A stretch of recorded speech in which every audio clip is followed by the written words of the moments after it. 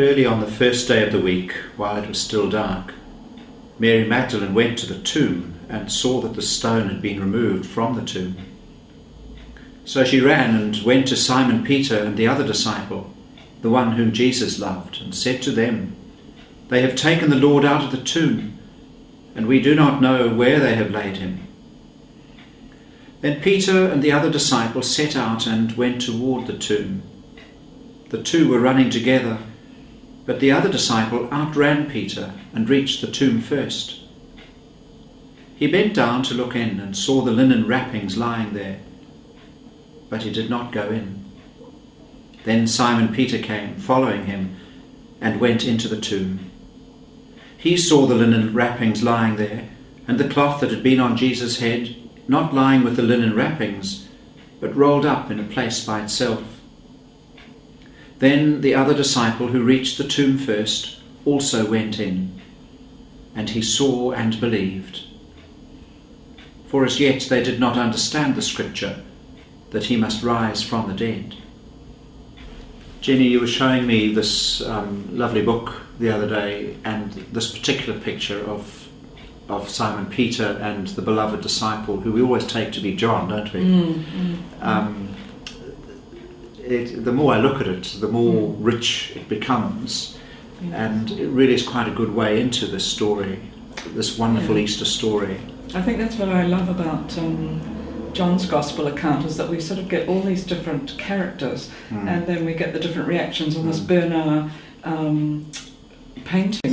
Picks up particularly the characters of Peter and the beloved disciple John, and just to see the intensity of the way they're sort of running towards the tomb, and yet we get the idea that Peter's a bit older, a bit puffed maybe, and heavy smoker, one movie, fisherman, and then John, and then you get this whole beautiful sense of the colour of the early morning, because John seems to always be interested too in that sort of darkness to light, and how that perhaps pictures something of that journey towards belief, and find that really interesting. The journey to belief. Yes, that's good, isn't it? I find that quite encouraging, because it was different, and even for Mary Magdalene, she presumably thinks she's going to find a body, and yet somehow she finds the tomb is empty.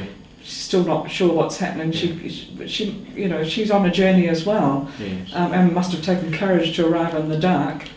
And so we still haven't finished the journey. We've been journeying right through John's Gospel, through Lent, so these big stories of weeks ago we talked about Nicodemus, and then the Samaritan woman, and the man born blind, and so on.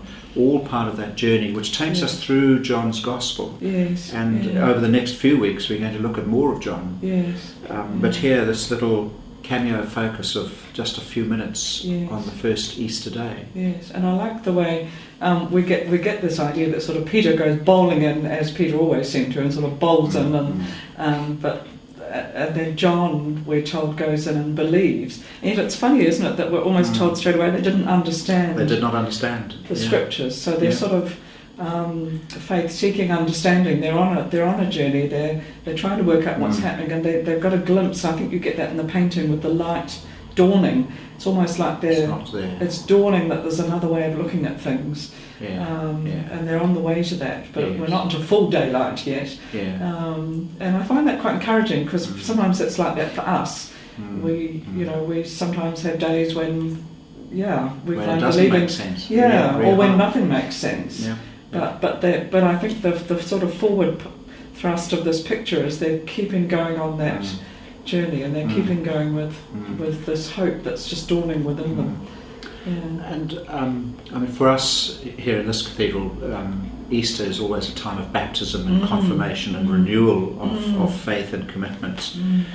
And that, in fact, we here just last night will have done the service of the Easter Vigil, of lighting the Easter candle in the darkness, and then the journey theme as it moves down through our very long nave here in the cathedral. For me, that's always one of the most powerful and most moving of services, of the many that we do here. And I think having two, as we have this year, two adults who are making that that choice, who've been on the journey for quite a while. For a good long time. Coming and have been travelling with us as a community, and now are making that decision to be Mm. baptised. And there is something about that darkness to light of Easter, which Indeed. is a very Indeed. powerful image for them, I think.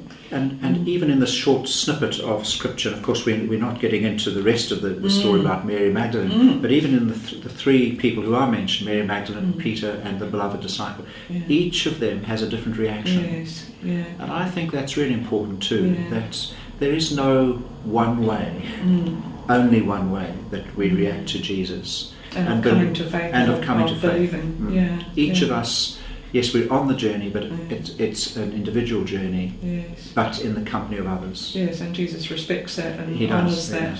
yeah. And we need to do the same, respecting other with people. other people I think. where they are on the Where journey. they are on the journey. Yes, and welcoming them. Well, food for thought on the yeah.